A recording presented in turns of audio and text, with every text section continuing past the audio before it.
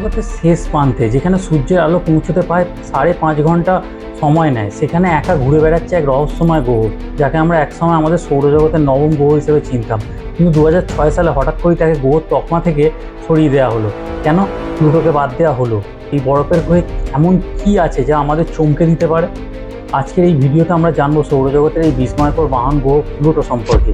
বিংশ শতাব্দীর শুরুতে জ্যোতির্বিজ্ঞানীরা বুঝতে পেরেছিলেন নেপচুনের কক্ষপথে কিছু একটা মহাকর্ষীয় প্রভাব ফেলছে।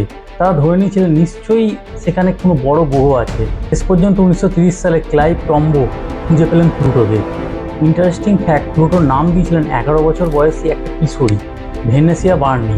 প্রাচীন রোমান পাতালপুরী দেবতার নাম অনুসারে এর নাম রাখা হয় প্লুটো। 2006 সালে ইন্টারন্যাশনাল অ্যাস্ট্রোনমিক্যাল ইউনিয়ন গ্রহ হওয়ার জন্য 3টি শর্ত বেঁধে দেয়।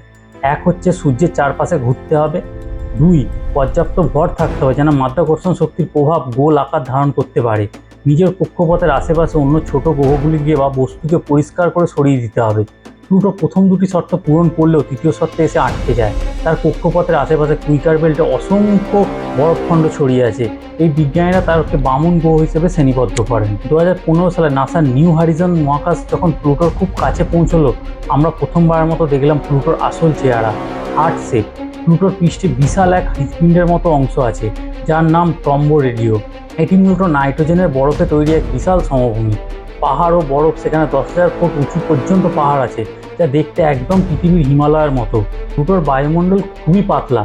এতে মূলত নাইট্রোজেন, মিথেন ও কার্বন মনোক্সাইড গ্যাস আছে। প্লুটোর 5টি চাঁদ আছে, কিন্তু তার প্রধান চাঁদ ক্যারন প্লুটোর তুলনায় বিশাল। মজার ব্যাপার হলো তারা একে অপরের চারপাশে ঘোরে, মনে হয় তারা আকাশে একসাথে নাচছে।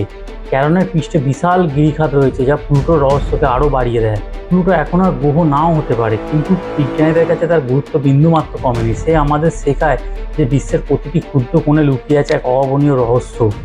হয়তো ভবিষ্যতে আমরা আবারও কোনো মিশনে যাব প্লুটোর বুকে, আরও গভীরে জানার জন্য। আপনার কি মনে হয়, প্লুটোকে কি আবারও গ্রহের মর্যাদা দেওয়া উচিত? কমেন্টে অবশ্যই জানান। ভিডিওটি ভালো লাগলে লাইক দিন। এমন মহাজাগতিক বিষয়ে আরও আপডেট পেতে সাবস্ক্রাইব করতে ভুলবেন না। দেখা হচ্ছে পরের ভিডিওতে।